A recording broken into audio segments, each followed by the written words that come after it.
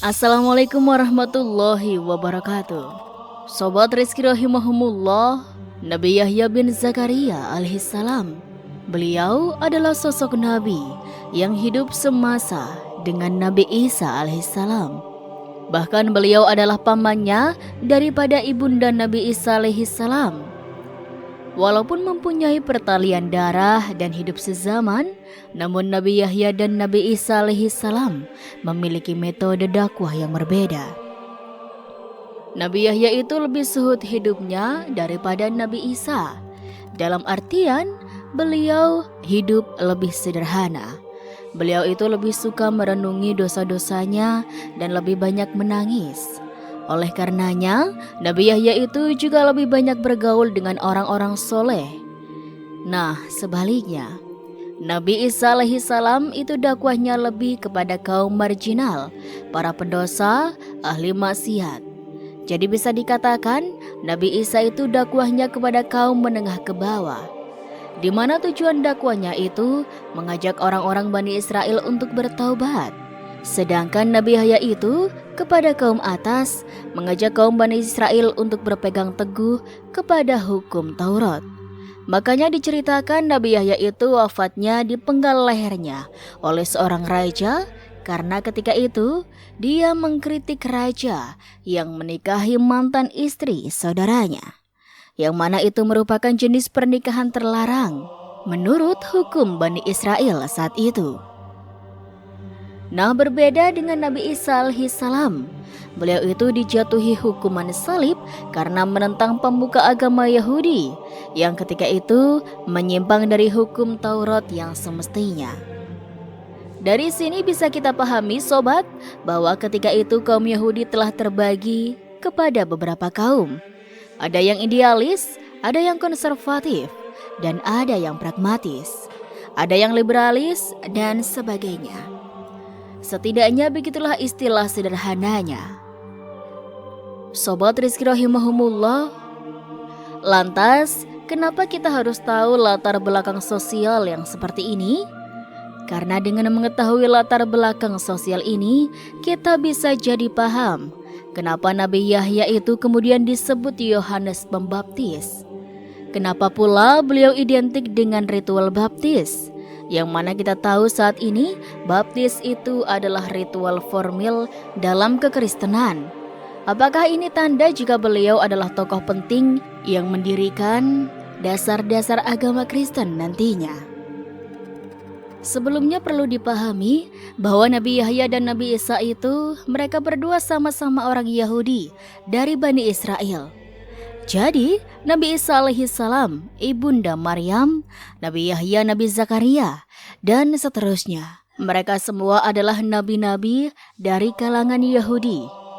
Yahudi ini sebenarnya bukan nama agama, melainkan istilah saja. Sebenarnya, Yahudi berasal dari kata Huda, yang artinya adalah taubat atau kembali kepada Allah.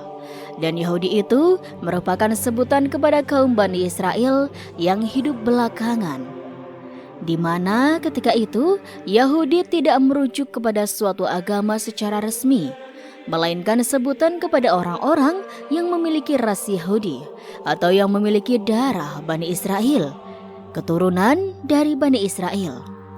Jadi kalau ada orang yang mengatakan jika Allah dan umat Islam itu membenci semua Yahudi, itu salah. Karena bagaimana mungkin kita membenci semua orang Yahudi jika nabi-nabi yang kita kenal itu, yang kita hormati itu, yang diceritakan di dalam Al-Quran, juga nabi-nabi dari ras Yahudi, dari orang-orang Yahudi dan dari kaum Bani Israel asalnya. Adapun kenapa dalam Al-Quran dan ayat-ayat di mana diceritakan bahwa Allah itu murka kepada orang-orang Yahudi dan sebagainya, itu tidak merujuk kepada semua orang Yahudi secara umum, melainkan orang-orang atau kelompok-kelompok Yahudi tertentu. Misalnya kalangan Yahudi yang ada di Arab ini, seperti yang diceritakan dalam Al-Quran yang menceritakan bahwa orang Yahudi itu menganggap jika Uzair itu adalah anak Tuhan dalam konteks kemusyrikan. Nah, Itu bukan berarti semua Yahudi itu menganggap bahwa Uzair itu adalah anak Tuhan. Menurut kitab yang ditulis oleh Al-Jahiz dan Ibnu Hasan, kaum Yahudi yang dimaksud pada ayat ini itu adalah golongan Yahudi Saduki. Nah, begitu juga dengan kisah Yahudi lain yang ada di dalam Al-Quran. Terkadang itu menceritakan kaum-kaum kelompok Yahudi yang ada di kawasan Arab, agar familiar dengan pendengaran orang-orang Arab atau orang-orang Yahudi Arab yang mendengar cerita itu. Ketika itu, begitu pula di masa periode Nabi Yahya dan Nabi Isa, juga ada banyak kaum dan kelompok Yahudi dengan ragam pemikirannya. Seperti ada kaum Yahudi Saduki. Saduki ini kaum bangsawan.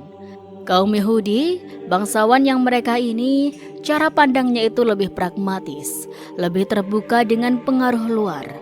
Dan mereka membiarkan ketika ada pengaruh luar itu masuk ke dalam masyarakat kehidupan Yahudi, mereka dikenal lebih loyal dengan kaum atas atau dengan pemerintahan Romawi yang ketika itu menjajah Palestina. Dan mereka itu dibenci oleh kaum masyarakat karena mereka dianggap lebih peduli dengan politik daripada dengan agama. Lawannya orang-orang Yahudi Saduki ini adalah kaum Yahudi Farisi. Jika Saduki itu mendukung program Helenisasi di Palestina, Helenisasi itu pengaruh Romawi yang masuk ke dalam masyarakat Yahudi Palestina. Kaum Farisi ini mereka menolak sikap orang-orang yang Saduki, dan kaum Farisi ini mereka lebih dikenal sebagai kaum ahli Taurat. Jika kaum Farisi ini adalah kaum ahli Taurat, maka ada kelompok lagi yang disebut sebagai kaum Yahudi esensi, yakni kaum Yahudi yang ahli ibadah.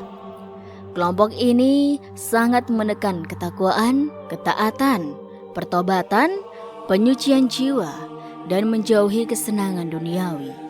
Hingga pada akhirnya mereka ini tinggal di tempat-tempat terpencil dan jauh dari keramaian. Itu karena mereka menganggap jika dunia itu telah dipenuhi dengan dosa dan kemaksiatan.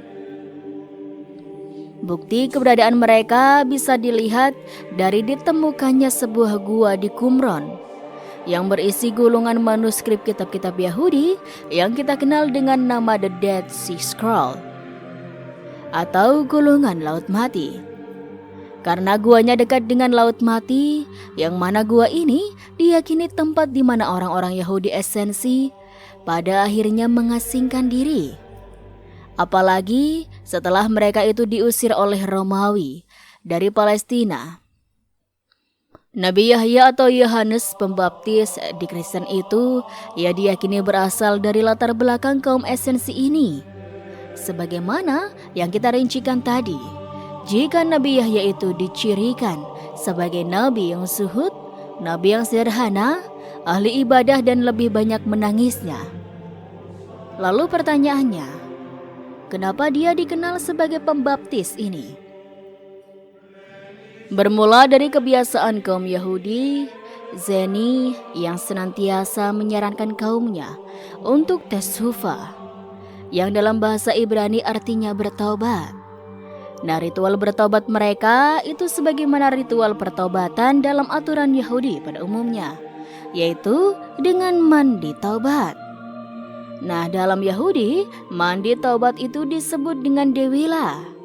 Dewilah ini kalau dalam Islam itu sama seperti ruslah atau mandi wajib, mandi besar yang mana mengharuskan seluruh tubuhnya dibasahi oleh air.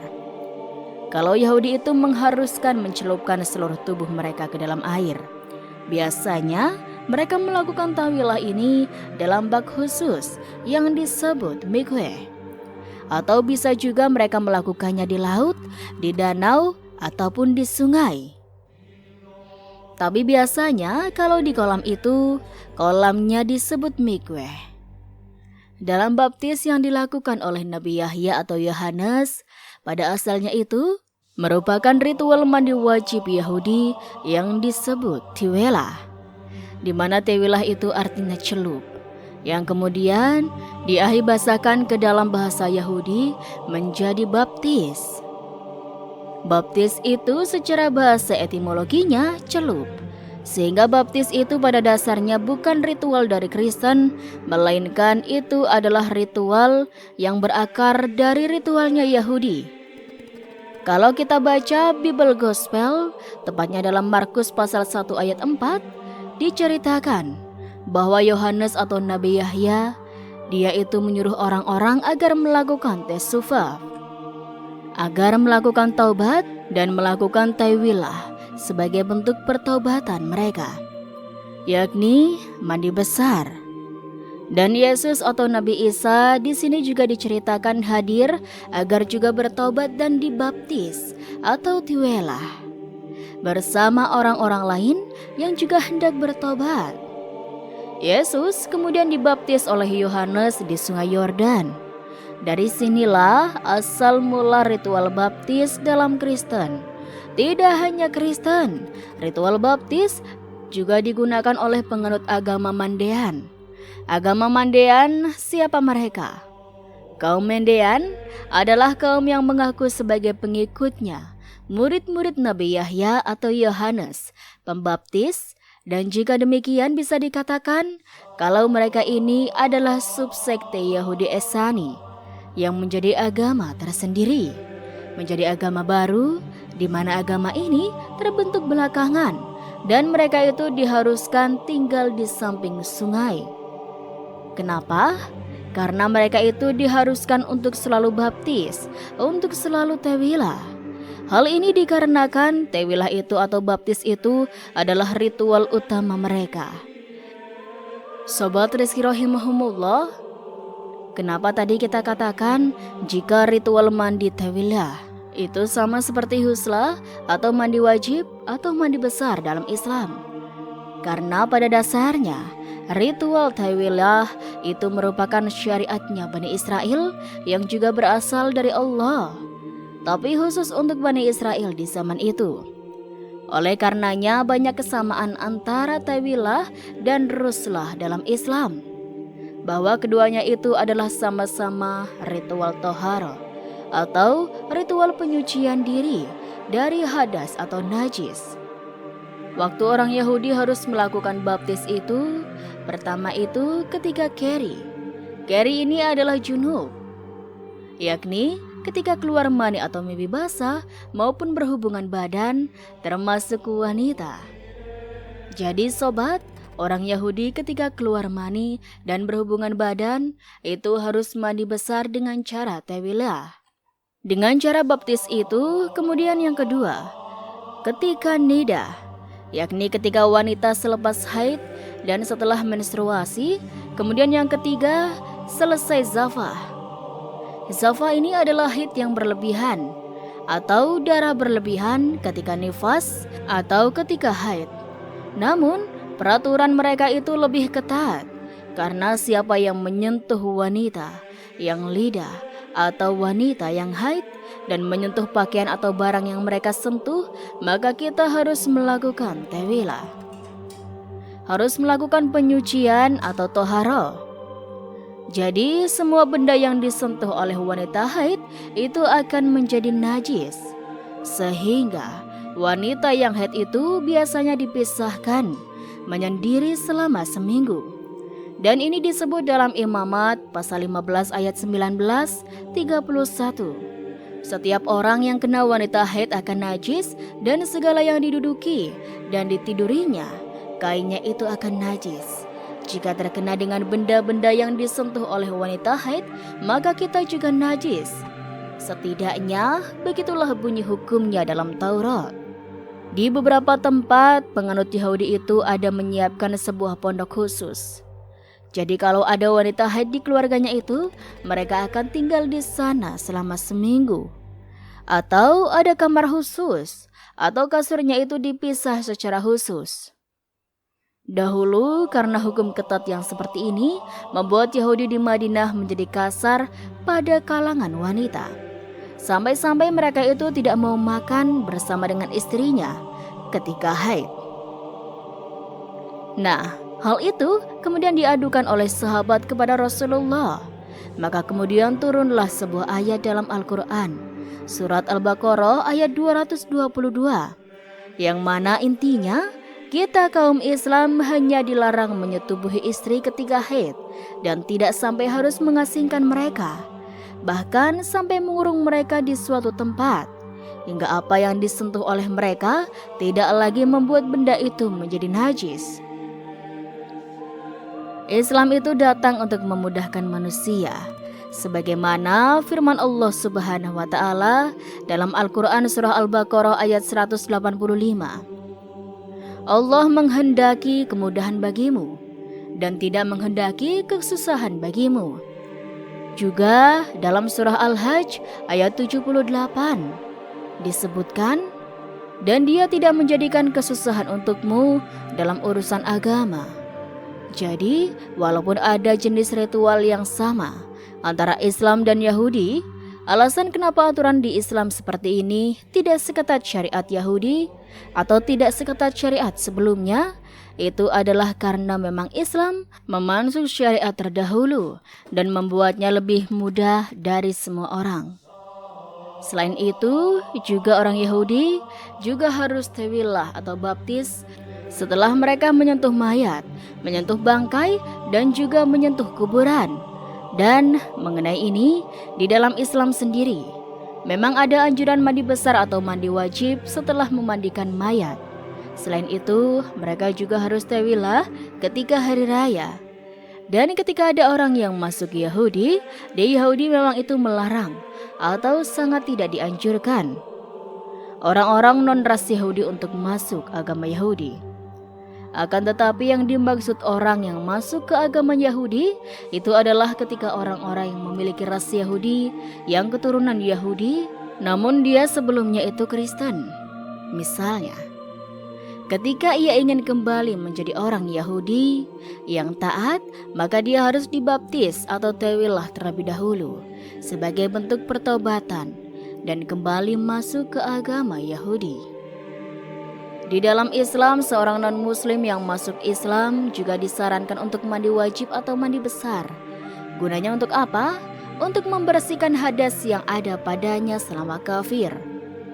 Dahulu hal ini sebagaimana anjuran hadis dari Abu Hurairah radhiyallahu an tentang kisah Sumama Ibnu Musa ketika ia masuk Islam dan Nabi SAW memerintahkannya untuk mandi. Jadi, mandi wajib atau mandi besar dengan tawilah atau baptis dalam Yahudi itu keduanya itu mirip. Karena ada hubungan syariat Bani Israel dan syariat umat Islam. Sama-sama berasal dari Tuhan yang satu, Tuhan yang sama. Hanya saja di Islam itu sudah disederhanakan hukum syariatnya. Dan salah satu contohnya adalah di mana kalau mandi besar itu kita tidak diharuskan lagi celup ke dalam kolam, celup ke dalam air lagi, tetapi cukup disiram saja sampai airnya itu rata ke seluruh tubuh. Maka itu akan menjadi suci. Tapi untuk Yahudi tidak boleh seperti itu. Di Yahudi mereka wajib mencelupkan tubuh ke dalam bak mandi atau mikveh. Dan tentunya syariat yang seperti ini akan menyulitkan orang-orang Arab yang mana dahulu sumber airnya minim di sana. Makanya Islam datang dengan aturan yang mudah. Seperti itulah penjelasannya hubungan antara Nabi Yahya dan prosesi ritual baptisnya. Wallahu a'lam. Itulah sobat sedikit kisah kali ini, kurang lebihnya Rizky mohon maaf. Dan sampai jumpa lagi di kisah-kisah selanjutnya ya sobat. Sekian dari Rizky. Wassalamualaikum warahmatullahi wabarakatuh.